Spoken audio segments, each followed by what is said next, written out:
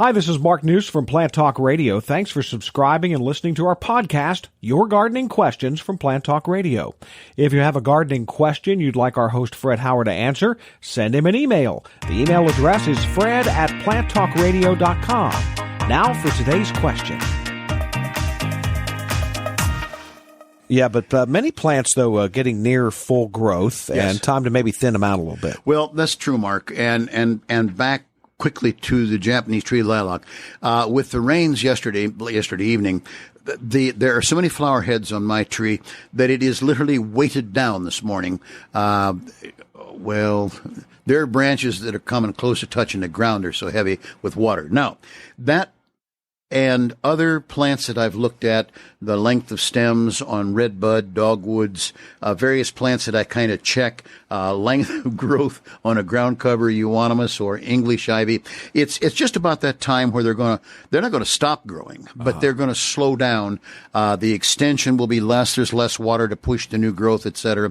That is the time where you can do, for example, on boxwood, as we've spoken this week, if you don't like to trim all the time, you can wait until now, so to speak, or very shortly now, and they've put out their excessive length of growth. You can trim back, still staying out into the new growth by maybe a half an inch, as best you can judge it, and let them recover. You're probably done pruning boxwood for the summer, unless you want a really tight, really clipped hedge. Then you have to continue.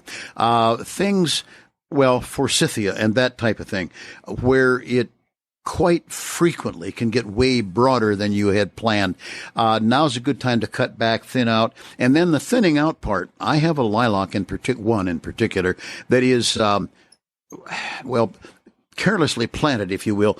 I meant it to be in the spot with calculation, but it's now time that I've got to take that plant back hard. I'm going to go fully 1/3 into it, right at the bottom for starters, take out some biggest of the oldest stems, cause new stems to grow inside even yet this year. And then I have to take it in on the sides too. And it's been a week, I guess, since I saw the last flowers. It's time to get that done so that it can regrow a little bit, set flower buds yet this, spring, early summer, and then be ready to bloom again next year. And that plant's going to, if it had any sensitivity at all, it would see me coming with tools in my hand and start to cringe because I really have to get into it. Now, not all plants are the same, but many of the plants, we've talked about it many times before, prune following the bloom. So many plants that have been so beautiful are finished.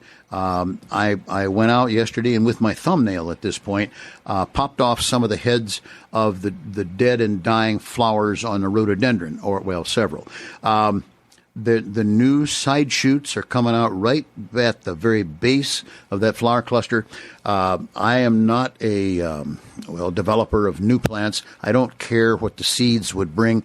I don't want them to be using energy of the plant to mature on. So I'm clipping those off. Now, if you have a bigger rhododendron or you don't have the time, it isn't a matter that you have to have done that. But I favor getting the plant cleaned up, if you will, in appearance. And then on rhododendron, several of mine, and I only have several, but they're big enough now that I will be doing some thinning just to keep them from being so darn heavy that they lay down when there's water in the flowers. Hey, thanks again for listening to our podcast. Be sure to subscribe to our other podcasts as well, the Plant of the Week podcast and the Plant Talk Radio podcast, all on iTunes or your favorite podcast player. If you'd like to sponsor a daily podcast, contact us at fred@planttalkradio.com.